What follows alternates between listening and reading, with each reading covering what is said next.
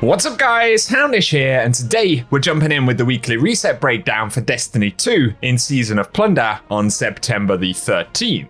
And so this week, as well as the normal seasonal stuff, we do have a new hotfix come into the game, hopefully fixing a bunch of issues with the season. We're also going to see the return of Trials of Osiris this week. Then in the more regular flow of content, we get new steps in the Plunder seasonal quest. That'll include a new Fallen hideout and of course, the weekly challenges. Then additionally, endgame activities will refresh, including raids and nightfalls. We'll cover the Eververse rotation, key rewards and activities, plus a few other things which we'll break down in the video. So as always guys, I hope you enjoy this one and find it useful. But without further delay, let's get into it. Starting out today, we should mention a new hotfix that's going to drop at some point during the week. This will be hotfix 6203, and for a quick preview of some of the issues being fixed, Bungie say viewing the Valhund exotic ornament in the Eververse menu will no longer incorrectly tell players who own the 6th Coyote that they don't own the exotic armor piece. But also that the charged melee keybind no longer functions consistently with the Titan Thunderclap melee when in close range of enemies. So that should be fixed, and they say Stormtrance now correctly increases its damage over time when attacking. But that is just a preview of some of the changes that we'll see, and as always, I'll keep you posted when that update drops. Other thing to mention for the week though, returning to the Crucible playlist, will be Trials of Osiris on Friday at the daily reset time.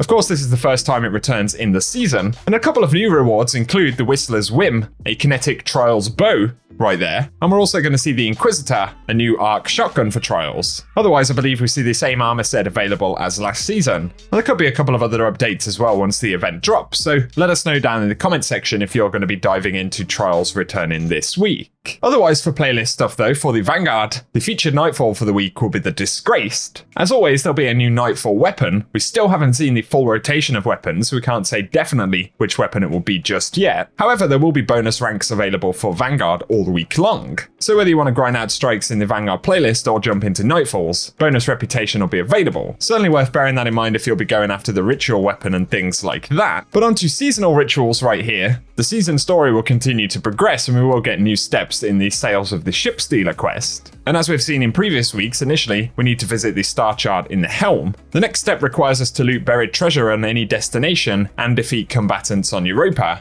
and combatants defeated during expeditions will grant additional progress. Next, the classified step will be to discover another Fallen hideout, and after that we can visit the Ether Tank holoprojector in the Elixni Quarter before speaking to Spider, and so we'll see what story revelations there may be this week. But of course, additionally, we'll also get new season challenges. And for weekly challenges in week 4, we've got Antiquarian 4 to return the 4th relic to Helm and defeat Vex, and defeating them with melee abilities will award bonus progress. Next we have Freebooter to use treasure maps to reveal additional rewards at the end of expedition, and using advanced treasure maps will award additional progress, but also it requires us to spend plundered umbral energy at the star chart to focus engrams through the season. And both of these first two challenges will reward repute for the week. Next though we have Broadside to complete Catch Crash on Master difficulty, as well as Short-Sighted to defeat targets with shotguns and defeat blinded combatants, with combatants in Expedition and Guardians awarding bonus progress. Next there is Mod Collector to unlock 12 artifact mods for the season, as well as Precision Calibration to calibrate marksman weapons including scout rifles, snipers and linear fusions by landing precision final blows, once again with bonus progress against Guardians. Then we have High Value Hunter to defeat powerful combatants in Gambit with bonus progress for defeating high value targets, as well as Slowed Down to defeat Guardians with stasis damage, and bonus progress will be granted for defeating slowed or frozen opponents. Then finally there is Darkest Nightfall to complete any Nightfall strike on hero difficulty or higher, and we can see right there completing 3 of them will award a bonus Nightfall weapon. Could possibly be one of the new ones for the season right there, so perhaps worth getting that one done.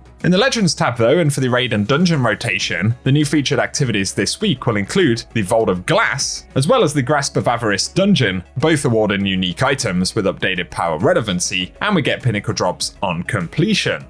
For the featured Lost Sectors this week, on Tuesday, we're going to see the Excavation Site Lost Sector in the EDZ dropping exotic helmets. Then for September 14th, we'll get Concealed Void dropping exotic legs. September 15th will see Bunker E15 dropping exotic gauntlets, with September 16th being the Conflux dropping exotic chess pieces. And then on the 17th we'll see the Rift dropping exotic helmets. Then finally September 18th will be K1 Crew Quarters dropping exotic legs, and the 19th we'll see K1 Logistics dropping exotic arms. And now we get onto the Eververse store for this week. Initially, we'll get the Sour Taste exotic emote, that's available for 3,250 Bright Dust. There'll also be the Pallbearer exotic ship, which will be 2,000 Bright Dust. And then we have the Cannon Fodder legendary Transman effect for 450 Bright Dust, as well as the weekly shader, which is Whispered Sheen at 300 Bright Dust. Additionally, we'll see the Spill the Tea exotic emote right here for 3,250 Bright Dust. There'll also be the Keeping Score legendary emote for 700 Bright Dust.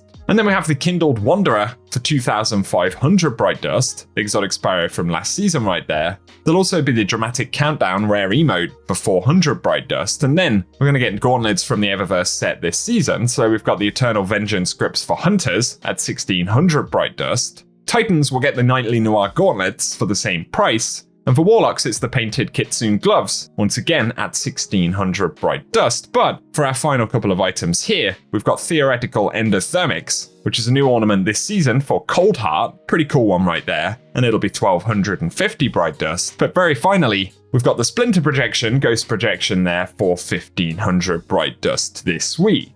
Our last couple of mentions for the week include Dares of Eternity, as well as the updated Red Border weapons. We're going to see the Rotation 2 loot drops this week. That'll include the Braytech suit and Lost Pacific suit armor sets from Year 1, as well as weapons from Season of Arrivals. However, if it's the Ascendant Challenger after, this week we'll see Ouroborea, which is accessed via Aphelion's Rest in the Strand. So if you're after the location for that one with any gameplay of collectibles and things like that, we'll run it at the end of the video. But otherwise guys, that does it for the reset this week. So as always, I hope the video's been useful, and if it has, a rating down below really does help us out on the channel. Plus if you're new around here, be sure to get subscribed and I'll keep you posted with more Destiny content. For now though guys, thank you as always for tuning in. Let us know if you're going to be diving in and getting anything done this week in the game. But otherwise, whatever you guys get up to, I hope you have an awesome day.